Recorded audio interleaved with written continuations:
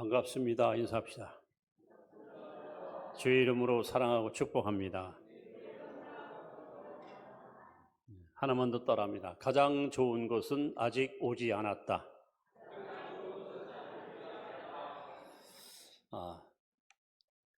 금색이 세계 명작이라는 세 가지 책이 있습니다. 하나는 어린 왕자, 또 하나는 예언자, 또 한 가지는 갈매기의 꿈. 이 갈매기의 꿈, 리처드 바크라는 사람이 썼는데 어마어마하게 베스트셀러가 돼서 전 세계 많은 사람들한테 감동을 주는, 이 갈매기를 통해서 우리 인간의 모습을 여실히 보여주는 아주 굉장히 의미 있는 내용을 담고 있는 책이 갈매기의 꿈입니다. 주인공 요나단이라는 갈매기는 늘 꿈을 갖고 삽니다. 다른 갈매기들은 항상 둥지 밖에서 그 지역만 다니면서 먹거리를 먹고 사는데, 이 요나단은 왜 저렇게 갈매기는 머물 곳에만 머무는가? 더 높이 비상하면 더 넓은 세상이 펼쳐지는데, 근데 부모님과 어째도 부모까지도 요나단한테 막 책망을 합니다. 얘 엉뚱한 생각하지 말고 어떻게 먹이를 많이 잡고 어떻게 살 것인가, 그것만 공부하라. 그러나 요나단은 거기서 만족할 수 없습니다. 그래서 그는 끊임없이 높은 하늘을 향해서 비상합니다. 더 높이 더 높이. 그래서 모든 갈매기들한테 미움을 받습니다. 추방을 당합니다. 그야말로 땅을 바라보는 다른 갈매기와 달리 요나단은 높은 하늘을 바라보고 그렇게 비상하는 내용으로 기록된 책입니다. 이 책의 이 주제가 뭐냐? 높이 나는 새가 멀리 볼 수 있습니다. 잠언 29장 18절에 보시면 영어 성경에 꿈이 없는 백성은 망한다 했습니다. 여러분, 꿈이 없는 가정, 꿈이 없는 교회, 꿈이 없는 민족은 반드시 여러분 도태합니다. 우리 사람을 가리켜서 안드로포스라고 합니다. 안드로포스. 즉 위를 바라보는, 하늘을 쳐다보는 존재. 우리 인간은 땅을 보고 사는 존재가 아니라 미래지향적인 하늘을 보고 위를 보고 사는 존재가 바로 우리 인생입니다. 골로새 3장 1절, 2절도 보시면 위의 것을 찾아라, 위의 것을 생각하라. 하나님 끊임없이 우리에게 미래지향적인 삶을 살기를 권면하고 계십니다. 여러분, 제가 볼 때 그래요. 이 세상에 위대한 사람은 결코 없습니다. 오직 위대한 꿈이 위대한 사람을 만들어가는 것을 봅니다. 여러분들은 무슨 꿈을 품고 사십니까? 그리고 그 꿈을 과연 얼마나 이루셨습니까? 이 꿈에는 두 종류가 있습니다. 오늘 설교 제목입니다. 하나는 내가 품는 꿈이 있습니다. 내가 품는 꿈은 나의 노력, 나의 희생, 나의 수고를 통해서 이루게 됩니다. 그렇다고 해서 이 꿈을 다 이루느냐? 대부분의 사람들은 꿈을 다 이루지 못합니다. 또 한 가지는 하나님이 주시는 꿈이 있습니다. 하나님이 주시는 꿈은 하나님이 끝까지 책임지고 그 꿈을 이루게 하십니다. 오늘 이 아침에 여기에 참여 여러분들은 하나님이 주시는 꿈을 붙들고 그 꿈을 이루어드리는 승리의 주인공이 될 수 있기를 주의 이름으로 축원합니다. 오늘 본문에 보시면 야곱이가 태어나서 처음 꿈을 꿨습니다.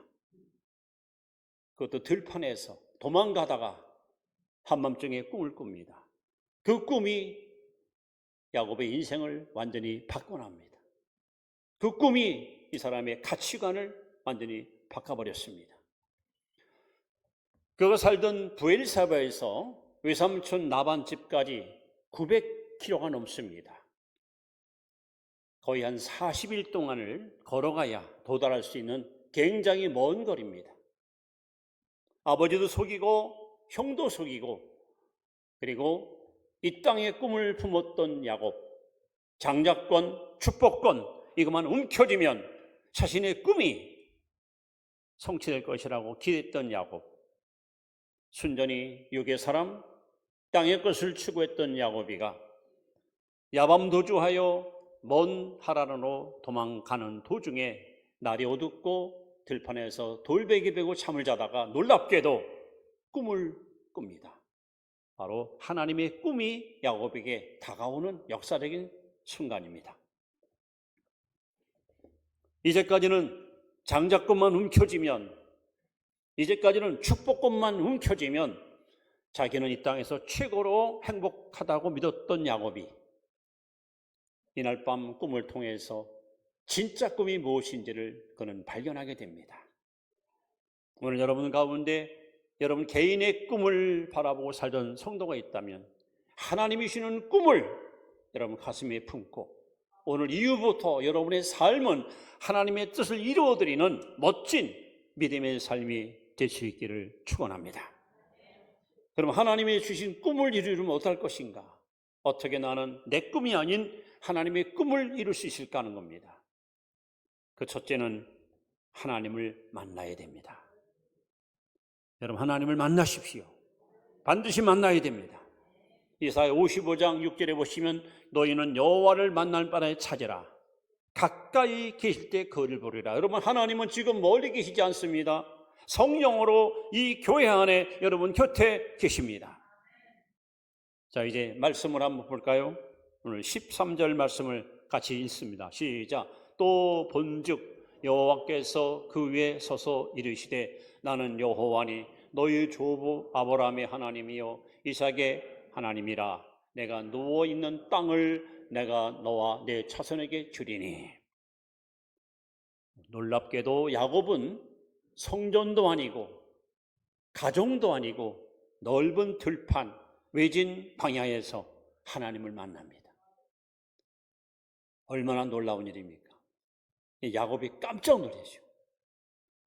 자기 할아버지, 자기 아버지가 섬기던 그 하나님이 자신에게 나타날 줄은 상상도 못했던 일을 경험하게 됩니다. 여러분, 지금까지 한 번도 경험하지 못했던 하나님, 그냥 기동력으로 들었던 그 하나님이 야곱에게 찾아오셨습니다. 그리고 그에게 말씀하십니다. 이런 극적인 역사가 야곱의 생애에 변화를 가져오는데, 여러분 성경에 등장하는 수많은 인물들, 예를 들어서 예수님의 제자들은 대부분 갈릴리 어부들입니다.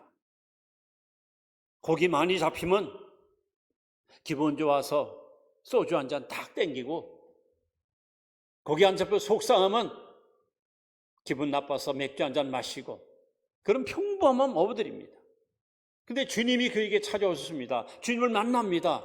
뜻밖의 예수님께서 제자들에게 너희들은 이제부터 사람 낚는 어부가 되리라.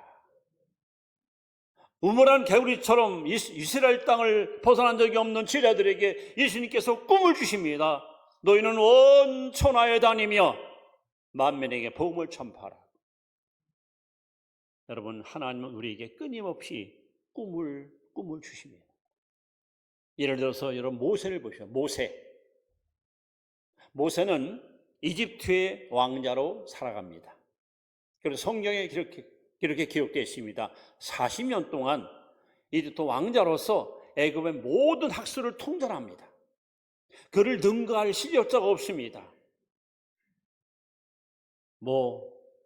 공부도 공부지만 무술이며 모든 인격적인 면에서 그야말로 모세는 인물 중의 인물입니다.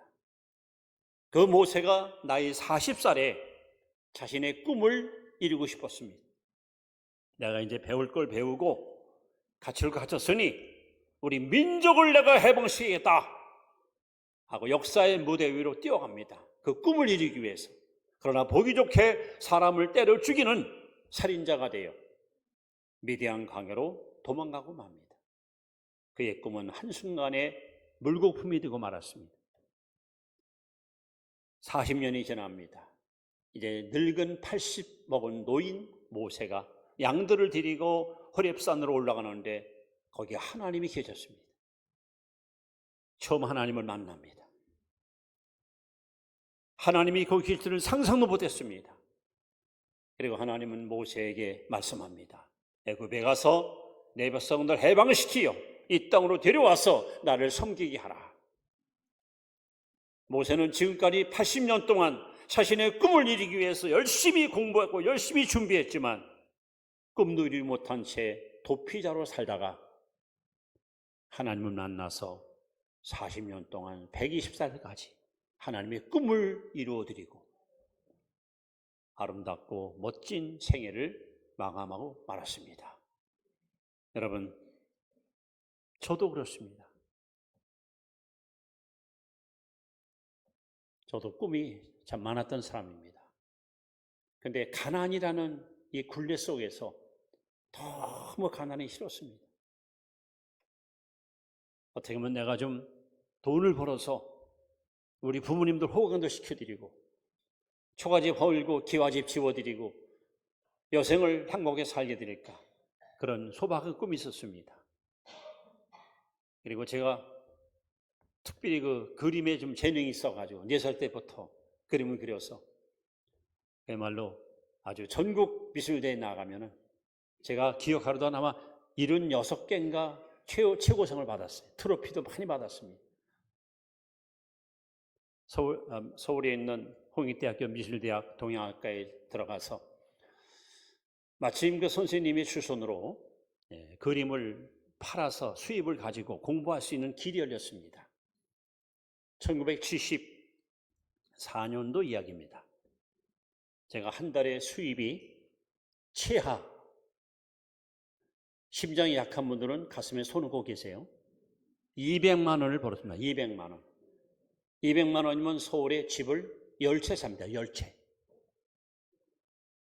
얼마나 그때 막 가슴이 뛰는지, 야, 이제 나는 지긋지긋한 가난의 굴레를 벗어버리고 나도 이제 떳떳하게 한번 힘차게 살아야겠다. 그때 하나님이 저를 찾아왔습니다. 포기하라. 못합니다. 포기해. 못합니다. 이게 어떻게 잡은 기회인데 이걸 왜 포기합니까? 절대 못합니다. 하나님하고 한 달 동안을 줄다리게 합니다.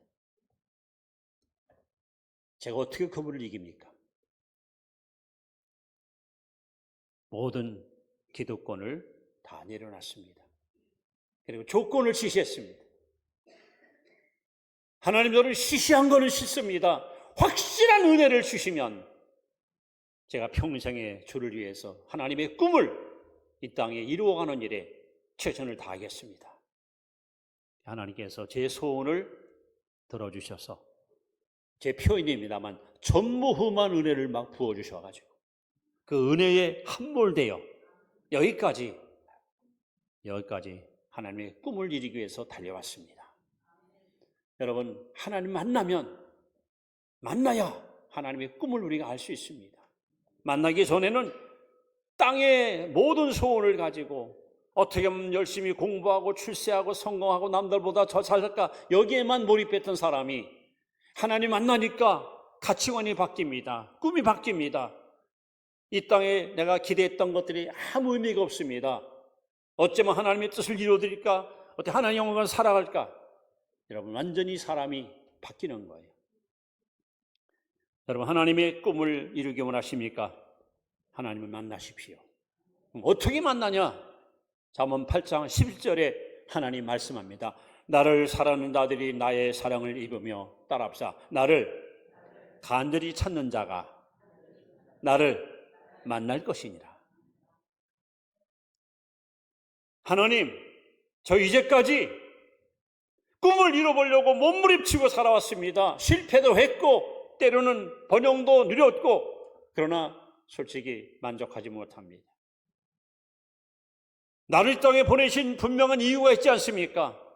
나를 부르신 분명한 목적이 있지 않습니까? 하나님, 나를 향한 하나님의 꿈이 무엇인지 저에게 알려주세요. 이제부터는 그 꿈을 이루는 일에 제 일생을 바치고 헌신하겠습니다. 여러분, 하나님께 간절히 구해보세요. 그래서 우리의 남은 여생은 내 꿈이 아니라 하나님의 꿈을 이루어드리는, 그래서 주 앞에 설 때에 하나님께로부터 주시는 상급받고 면류관 쓰고 칭찬받는 여러분, 그런 멋진 생애를 살아갈 수 있기를 바랍니다. 하나님을 만나십시오. 하나님은 간절히 찾는 자를 만나 주십니다. 두 번째, 하나님의 꿈을 이루려면 변화되어야 됩니다. 변화. 잠언이 아니라 고린도후서 5장 17절 말씀입니다. 여러분 잘 아는 말씀이죠? 한번 읽습니다. 시작. 그런즉 누구든지 그리스도 안에 있으면 새로운 피조물이라 이전 것은 지나갔으니 보라 새 것이 되었도다.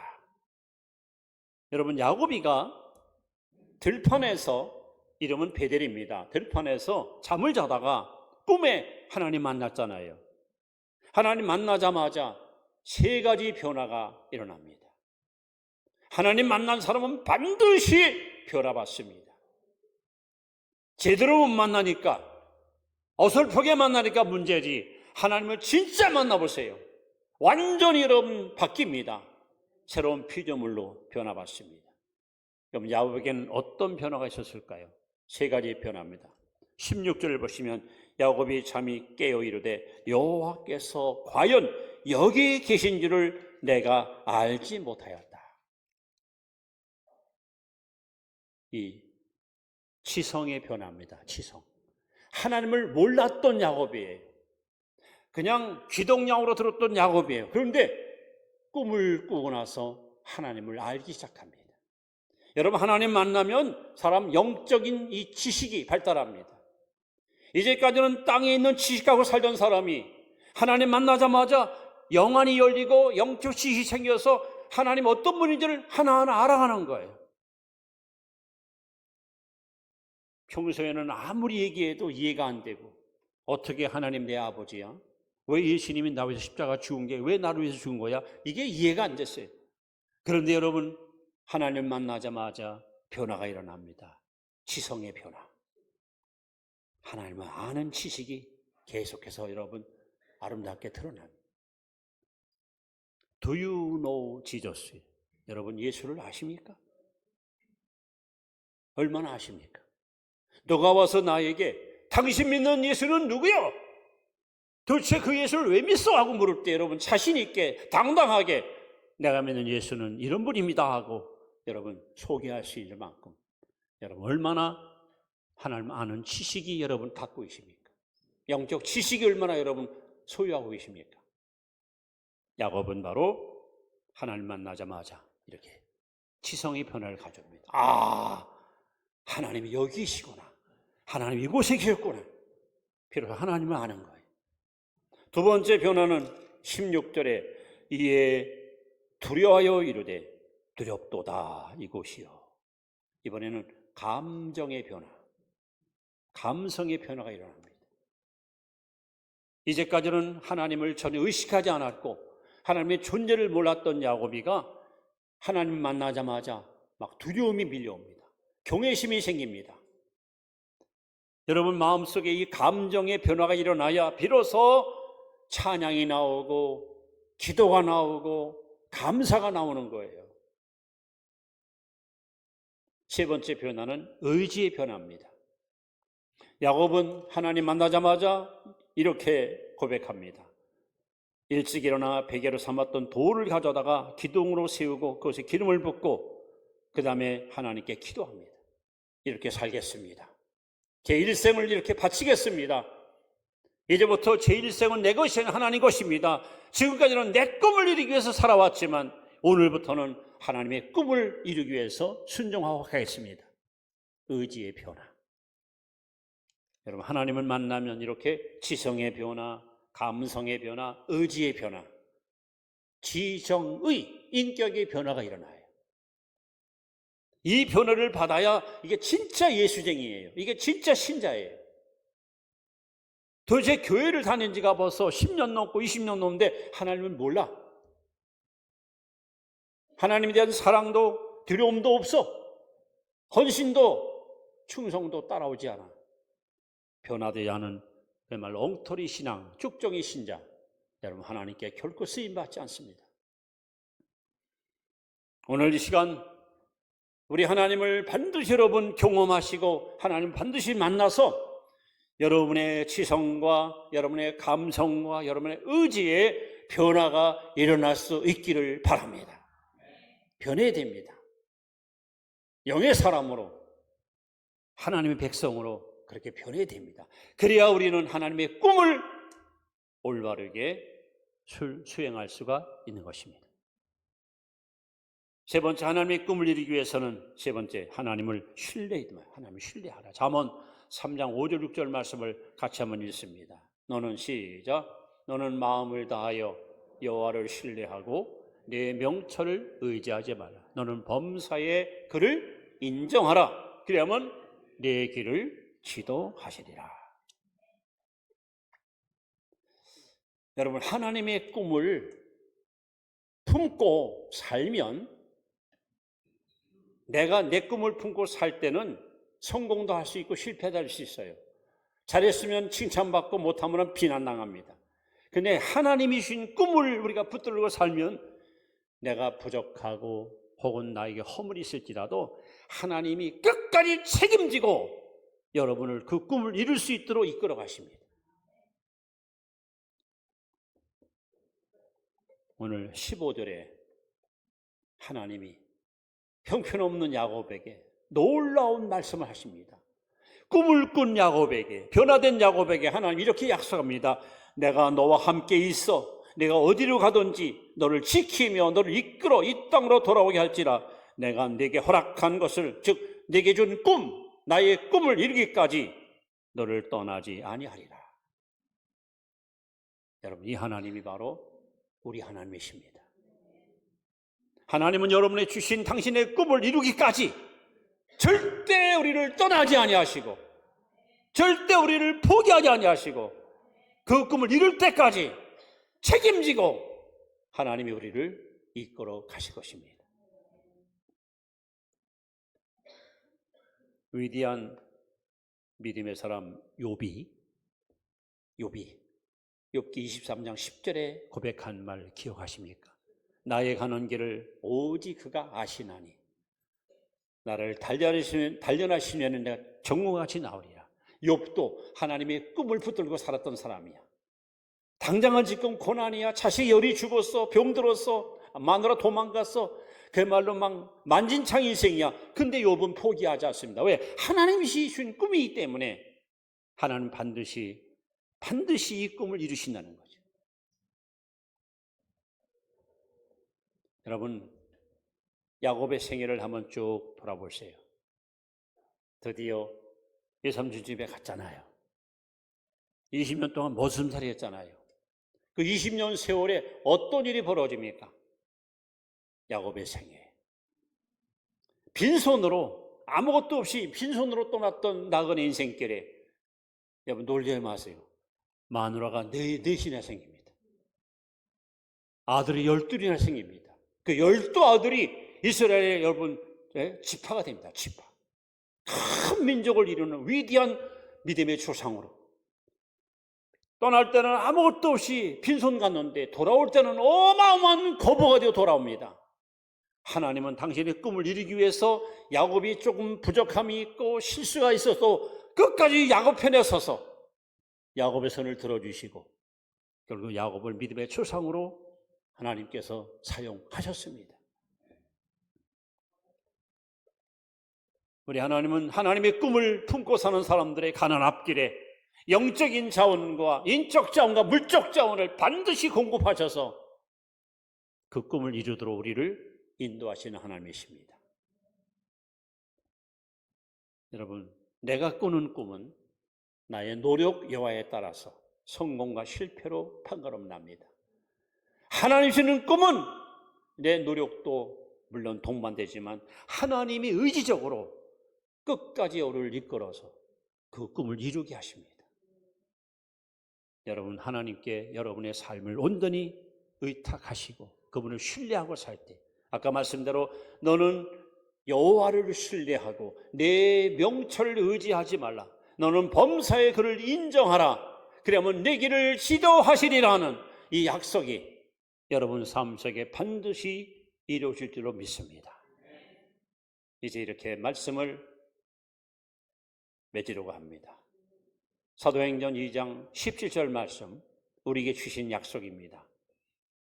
같이 한번 읽습니다. 시작. 하나님이 말씀하시기를 말세에 내가 내 영을 모든 육체에 부어주리니 너의 자녀들은 예언할 것이요 너의 젊은이들은 환상을 보고 너의 늙은이는 꿈을 꾸리라. 여러분, 성령님이 오셔서 저와 여러분에게 하나님의 꿈을 심어주십니다. 지금 성령 시대입니다. 지금 이 자리에 성령이 와 역사하십니다. 이 말씀을 하기 전에 이런 얘기가 사도행 1장을 보시면 예수님이 무덤에서 살아나시고 40일 동안 이 땅에 계셨어요. 40일 동안. 40일 동안 계시면서 1장 3절에 보시면 하늘나라 얘기를 해요. 하늘나라. 제자들한테 얘들아 하나님 나라가 이 땅 이루어지기를 원한다. 근데 1장 5절에 보시면 제자들은 땅의 나라를 얘기해요. 땅의 나라. 주께서 이스라엘 회복하면 이때입니까? 여러분 동상이몽하십니까? 예수님의 꿈과 제자의 꿈이 완전히 달라요. 예수님의 꿈은 하늘에 있는데 제자의 꿈은 땅에 있어요. 그러던 제자들에게 뭐가 임합니까? 성령이 임합니다. 완전히 의식이 바뀝니다. 그들의 삶의 가치관, 그들의 모든 삶의 목표가 바뀝니다. 오직 성령이 임하니까 그들이 권능을 받습니다. 그리고 땅과 이르러서 복음 전파하는 위대한 전도자의 사명을 감당합니다. 하나님은 이 시간 늦은 비 성령, 마지막 때 약속한 성령을 우리 육체에다가 부어주셔서 우리로 하여금 하나님의 꿈이 무엇인지를 보게 하시고 그 꿈을 붙들고 살아가도록 이끄시는 하나님이십니다. 우리 인생은 이 땅에 태어나서 대부분의 사람들은 자기 꿈을 붙고 살다가 인생을 마감합니다. 그러나 우리는 내 꿈이 아니라 하나님의 꿈을 붙들고 사는 신앙인들입니다. 오늘 이후부터 하나님이 내주신 꿈을, 그 꿈을 이루기 위해서, 그 꿈을 성취하기 위해서 여러분 흔들림 없이 하나님을 하나님을 바라보시면서 오직 한 길, 주님이 걸어가신 그 진리의 길을 걸어가십시다. 그래서 우리가 마지막 우리의 생애를 다하는 그날 하나님이 내게 명하신 일, 하나님이 내게 주셨던 꿈, 제가 이렇게 이루었습니다 하고 하나님께 자신 있게 고백할 수 있는 최후의 승리의 주인공으로 그렇게 살아갈 수 있기를 주의 이름으로 축원합니다. 기도합니다.